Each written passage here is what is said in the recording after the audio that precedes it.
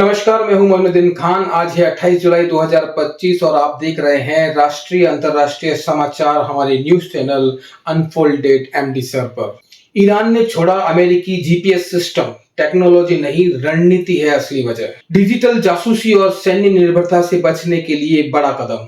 Iran ने अमेरिकी GPS प्रणाली को छोड़ने का फैसला किया है और इसके पीछे की वजह केवल तकनीकी बदलाव नहीं बल्कि एक बड़ा रणनीतिक और भू राजनीतिक दृष्टिकोण है। यह निर्णय अमेरिका और इजराइल के साथ चल रहे तकनीकी संघर्षों के बीच लिया गया।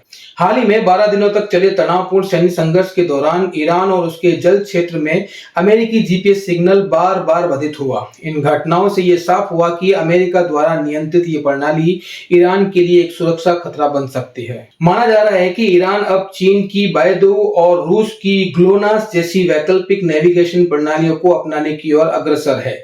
ये कदम केवल तकनीकी निर्भरता को कम करने के लिए नहीं बल्कि पश्चिमी टेक प्लेटफॉर्म पर अविश्वास के चलते उठाया गया है।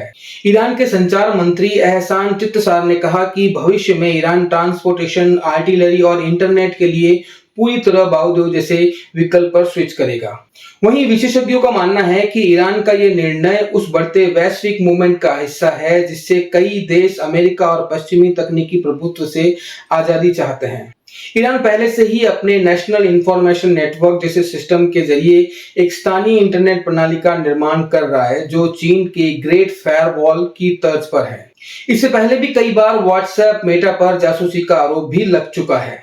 ईरानी अधिकारियों ने दावा किया कि युद्ध के दौरान व्हाट्सएप के माध्यम से इजराइल को संवेदनशील जानकारी भेजी गई।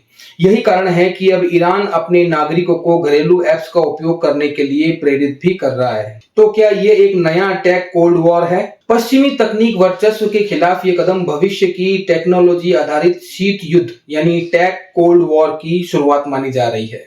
दुनिया के कई देश अब डेटा संचार और नेविगेशन सिस्टम को लेकर दो धड़ों में बढ़ते हुए दिखाई दे रहे हैं। एक और अमेरिका आधारित जीपीएस, गूगल, मेटा जैसी कंपनियां, तो वहीं दूसरी ओर चीन, रूस और ईरान जैसी शक्तियां जो अपनी स्वतंत्र डिजिटल संरचना बना रही है। विशेषज्ञों के अनुसार यह सिर्फ तकनीकी टकराव नहीं बल्कि वैश्विक सत्ता संतुलन का पुनः निर्धारण है।